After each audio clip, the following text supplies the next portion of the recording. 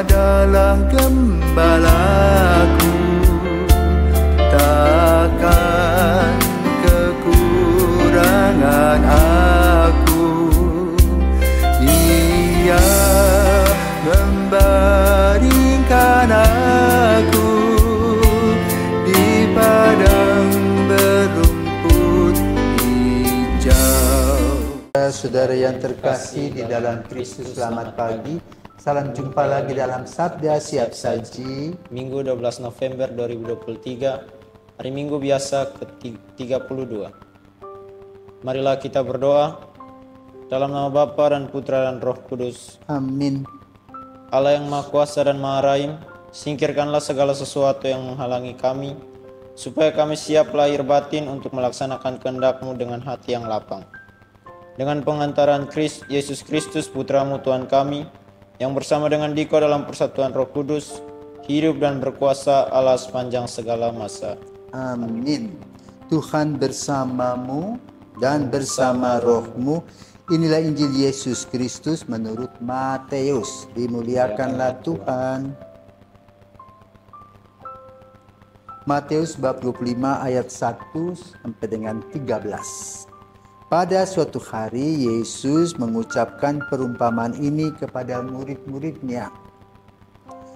Hal kerajaan surga seumpama 10 gadis yang mengambil pelitanya dan pergi menyongsong mempelai laki-laki. 5 di antaranya bodoh dan 5 bijaksana. Yang bodoh itu membawa pelitanya, tetapi tidak membawa minyak. Sedangkan yang bijaksana selain pelita juga membawa minyak dalam buli-bulinya. Tetapi karena mempelai itu lama tidak datang-datang juga, mengantuklah mereka semua lalu tertidur. Tengah malam terdengarlah suara orang berseru, "Mempelai datang, songsonglah dia." Gadis-gadis itu pun bangun semuanya, lalu membereskan pelita mereka. Gadis-gadis yang bodoh berkata kepada gadis-gadis yang bijaksana, "Berikanlah kami sedikit dari minyakmu, sebab pelita kami mau padam." Tetapi yang bijaksana menjawab, "Tidak, jangan-jangan nanti tidak cukup untuk kami dan untuk kamu. Lebih baik kamu pergi membelinya pada penjual minyak." Tetapi sementara mereka pergi membelinya, datanglah mempelai dan mereka yang telah siap sedia masuk bersama-sama dengan dia ke ruang perjamuan nikah. Lalu pintu ditutup. Kemudian datang juga gadis-gadis yang lain itu dan berkata, "Tuan, Tuan, bukakanlah kami pintu." Tetapi Tuhan itu menjawab, "Sungguh, Aku berkata kepadamu, aku tidak mengenal kamu. Karena itu berjaga-jagalah, sebab kamu tidak tahu akan hari maupun saatnya." Demikianlah sabda Tuhan.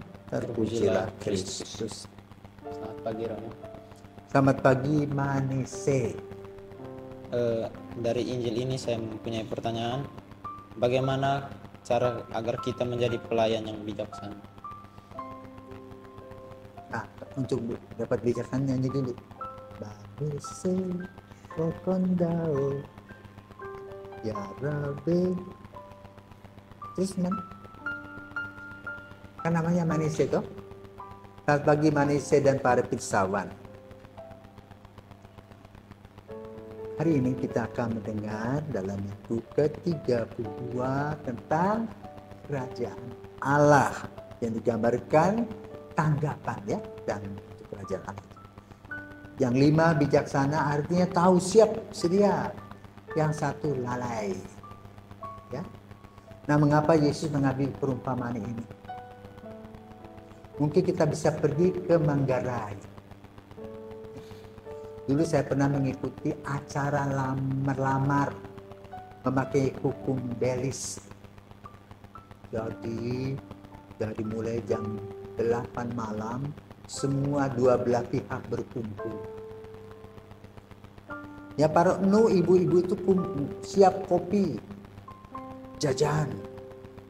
Sementara laki-laki berbicara tentang apa yang bisa dipersembahkan sebagai ganti air susu ibu dengan sistem belis.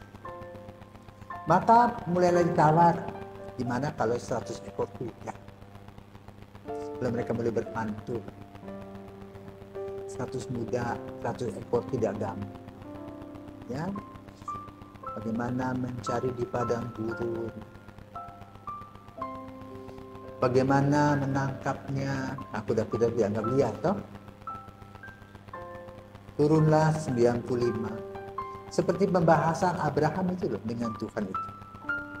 Ketika membicarakan Sodom dan Gomora, 100 orang, 95 orang, 90 orang. Akhirnya tinggal Lot. Ini pun sama. Sampai pagi. Gak tahu berapa gelas kita minum kopi. Jadi boleh katakan membahas tentang perkawinan itu lama. Kenapa? Karena pembicaraan tentang perkawinan bagi orang-orang dulu itu adalah sekali saja. Dan itu cocok dengan pandangan gereja Katolik. Kawin cuma sekali. Tetapi persiapannya serius sekali. Maka lalu kalau kita berbicara tentang pengantin, gereja Katolik juga mempunyai peran untuk mempertahankan perkawinan monogami dan tidak terceraikan. Sehingga perlu persiapan. Apa persiapan? Yang pertama adalah persiapan batin.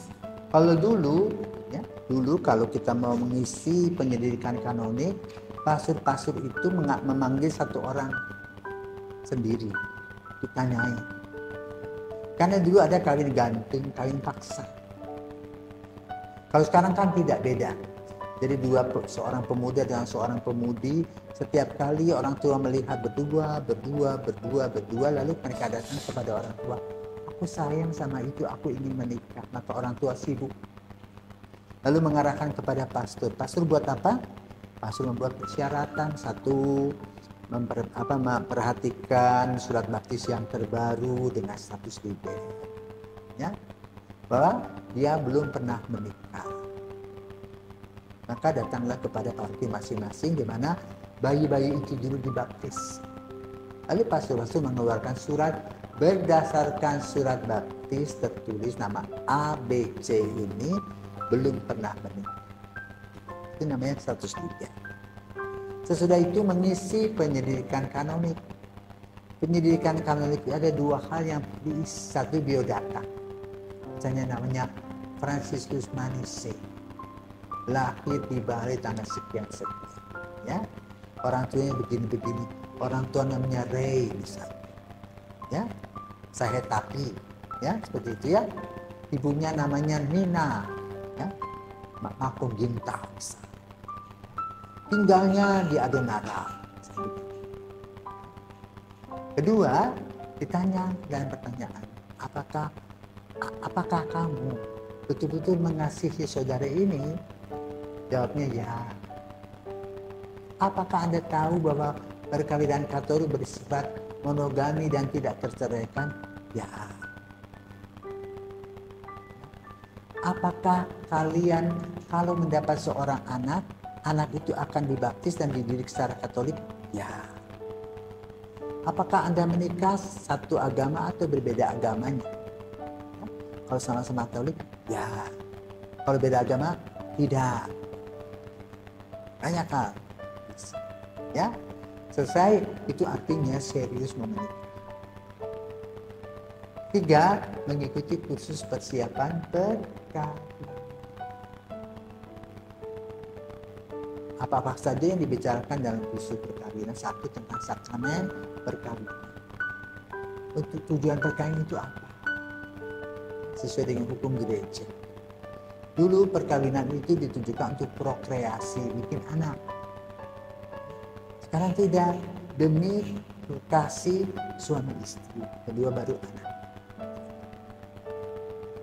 Lalu juga dibicarakan tentang ekonomi rumah tangga. Ya. Keluarga berencana alamiah. Itu kursus yang tidak pakai sertifikat. Nah, itu tahap ketiga ya. Yang keempat, persiapan perkawinan. Nah, ibu-ibu sibuk toh masak, makan apa? Mau perayaan pernikahannya di mana, ya. Misalnya Vincent mau menikah dengan Mona Monica, di Lombok Raya misalnya, itu bisa ditulis di sana, ya. Jadi mereka ke sana mengurus. Lalu apa-apa yang diperlukan, buku misa, lalu mau dekorasinya bagaimana, mau pesannya bagaimana, kan lama toh. Lalu harus cari duit, lalu buat undangan dan sebagainya, ya. Di Bali ini kan marah dengan perkawinan toh, ya? Bisa berember-ember loh biaya. Nah, jadi kembali kepada tadi pembicaraan tentang perkawinan, ya. Ada tuh perkawinan yang batal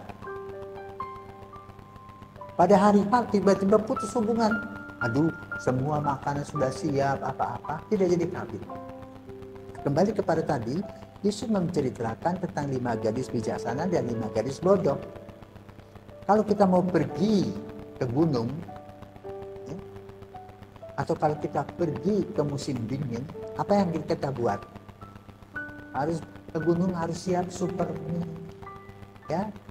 Lalu vitamin redoxon seperti itu, jaket, senter, kaos kaki yang tebal, ya. Karena kalau kamu pergi dengan pakaian musim panas, kamu jengker pulang-pulang sudah. Tinggal nama, ya, kedingin. Nah, itu kurang bijaksana. Maka seperti tadi menghadapi kerajaan Allah itu orang harus siap sedia. Digambarkan tadi dengan sederhana, gadis yang bijaksana dan gadis yang bodoh. Jadi apa sih tugasnya? Karena tadi kita lihat ya, perkawinan di Indonesia saja prosesnya lama sekali, tawar menawar. Di Israel juga pada zaman Yesus sama, tawar menawar. Bisa sampai selesai malam baru setuju.